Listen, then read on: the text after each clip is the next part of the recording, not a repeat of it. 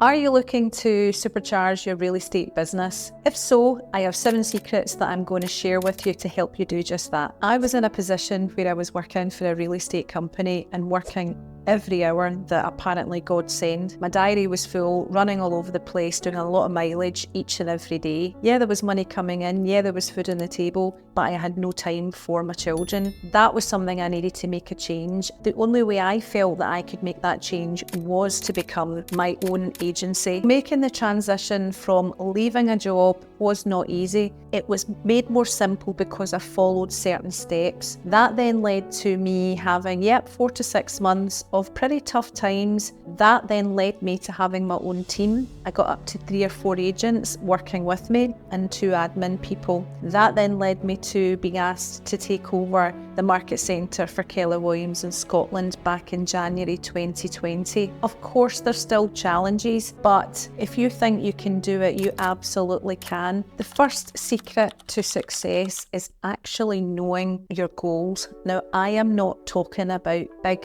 hairy, audacious goals. I'm talking about what money do you need to make to pay your rent, to feed your kids, to go out at the weekend, to pay your car.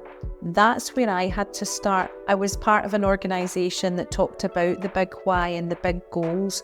All I could think about was month to month at that point. So do you know your number? Do you know what you need to make a transition from employed to self-employed, or to start your own agency from working for another employed agency?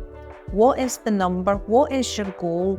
What would your life look like if you made that number? We talk about comfort number and we talk about freedom number, but security number is what do you need to survive month to month? Start there. Secret 2 to success is setting your non-negotiables. What do I mean by that? I mean, what are the minimum standards that you must do each and every day? What does a good day look like that you cannot get through the day without doing your non-negotiables? And that's something that's individual to everybody, but it also relates to the goals that you've set. If you do have a higher financial goal, you need to make more non-negotiables. You need to set more minimum standards. So that's why setting your goal relates to your non-negotiables. And that is secret number 2. I'm a great believer in life that everything is down to connections and relationships. And that includes when you're selling a property for a client. You get into a relationship with a client. This is not just a transaction. But before you get to that, you have to build relationships with potential clients, with potential lead sources, people that will see you as their advisor, will come to you for help. That's what relationship building is all about. It then carries forward during the process of selling somebody's house. You are very much in a relationship with them. After the sale happens, you stay in a relationship with them. That's the way I built my business. When you've been in a relationship with a client and seen them through the process of sale and then remaining in a relationship afterwards, it is much easier to then have a previous client come back to you, have them recommend you, than it is to then find a brand new client, because you've proven your worth, you've proven your 5-star service. Somebody is much more likely to recommend your services to others if they still know who you are, remember who you are, and still get benefit from you as an advisor. Before we get into the other secrets that I'm going to share with you, if you're not coming away from thinking transactionally and not thinking relationship based, you will always be in a price war. If you want to be different, come to my workshop on the 24th of April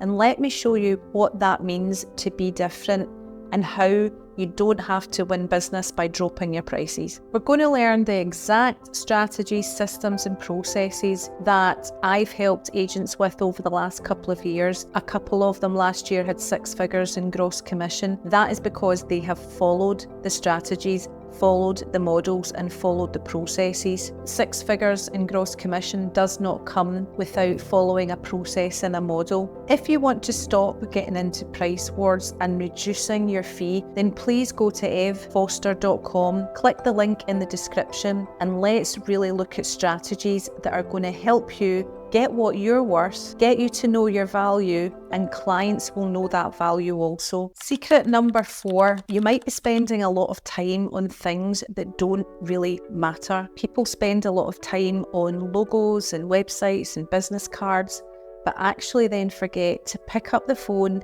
and call people and build relationships. If that's you, then let's make a change.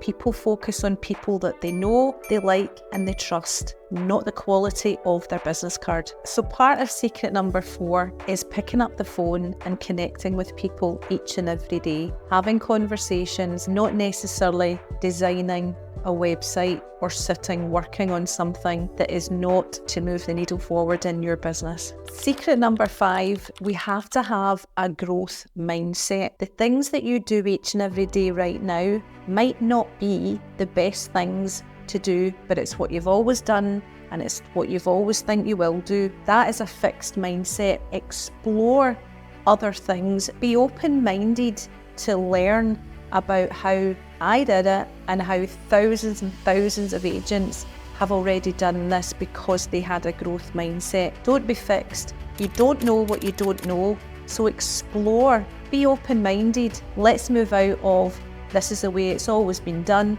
This is the way I've always done it. Be open-minded. Secret number 6 for supercharging your real estate business: supporting and connecting with local businesses. What do they have in common with you?